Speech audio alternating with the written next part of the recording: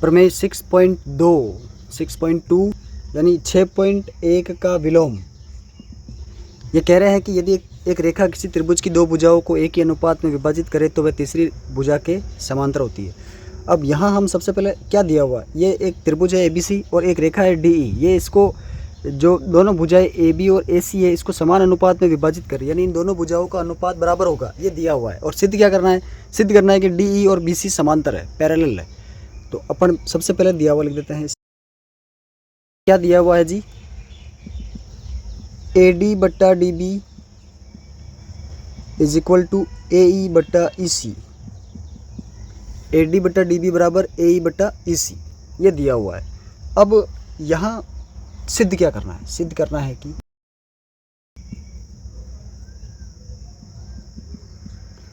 DE जो है ये समांतर है, पैरेलल है किसके जी, BC के। DE पैरेलल समांतर है BC के, ये सिद्ध करना है।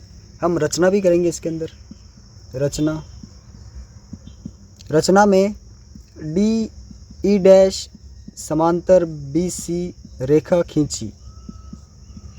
कहाँ खींची सर, अभी मैं आपको बताता हूँ। D से हमने एक ऐसी रेखा खींची है जो AC को E डैश पर प्रतिच्छेद करती है, और ये DE जो है, ये DE डैश जो है BC के समांतर है। एक्चुअली हमें DE को BC के समांतर सिद्ध करना है, लेकिन यहाँ अभी तक हमारे पास में ये DE समांतर BC नहीं है। तो हम एक ऐसी लाइन खींचेंगे जो समांतर हो हमारे हिसाब से, और वो है DE डैश समांतर है, पैरेलल है BC के।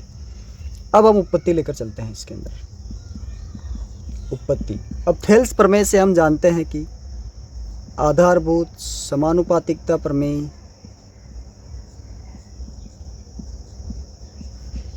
से हम जानते हैं कि यदि DE डैश समांतर है BC के तो AD बट्टा DB ये बराबर होगा AE डैश बट्टा E डैश C के। ये हम जानते हैं। आप यहाँ पर इस चीज़ को देखिए। और दिया हुआ है कि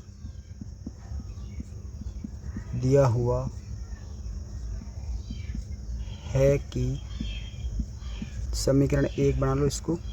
क्या दिया हुआ है, AD बट्टा DB is equal to AE बट्टा EC, ये समीकरण 2। बड़ा ही सिंपल और इजी सवाल है ये रचना, ये प्रश्न प्रमेय। यहाँ आप समीकरण 1 और 2 को ध्यान से देखिए। AD बटा DB के बराबर में AE डैश बटा E dash C, AE dash बटा E डैश C, ये बराबर है समीकरण 1। और AD बटा DB के ही बराबर है AE बटा EC। इसका मतलब आप ये निष्कर्ष निकालो कि AE डैश बटा E डैश C बराबर होगा AE बटा EC के। समीकरण 1 व 2 से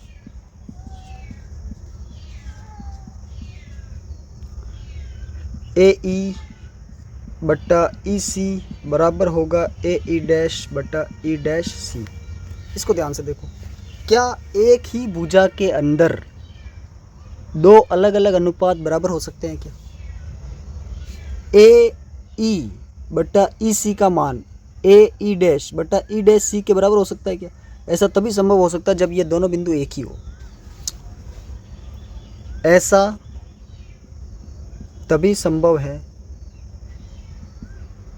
जब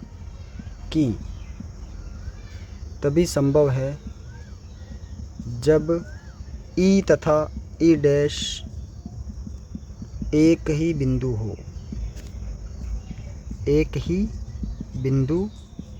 हो। अतः AE बराबर AE डैश होगा। अतः नहीं, यहाँ पर इसलिए AE बराबर AE डैश होगा। अतः DE समांतर होगा BC के। यही हमको सिद्ध करना था भाई। DE डैश तो वैसे ही समांतर है। अब E डैश और E में एक ही बिंदु है तो DE भी क्या होगा, समांतर होगा। यही हमको इस प्रमेय के अंदर सिद्ध करना था। ये प्रमेय हमारी 6.2। तो इसके ऊपर और प्रमेय 6.1 और 6.2 दोनों मैंने आपको पढ़ा दी, इस वीडियो के अंदर बता दिए। और पिछले वीडियो में हमने 6.1 किया था, इस वीडियो में अभी हमने 6.2 किया है। और ये जो है प्रमेय आप लोगों के लिए बहुत इम्पोर्टेंट महत्वपूर्ण है, और इन दोनों पर आधारित सवाल हमारा 6.2 एक्सरसाइज और 6.1 के भी कुछ डिस्कशन हमें करना है, तो दोनों को हम डिस्कस करेंगे अगले वीडियो के अंदर। इस वीडियो में इतना ही, आप देखते रहिए, कीप वॉचिंग। चलिए, थैंक यू।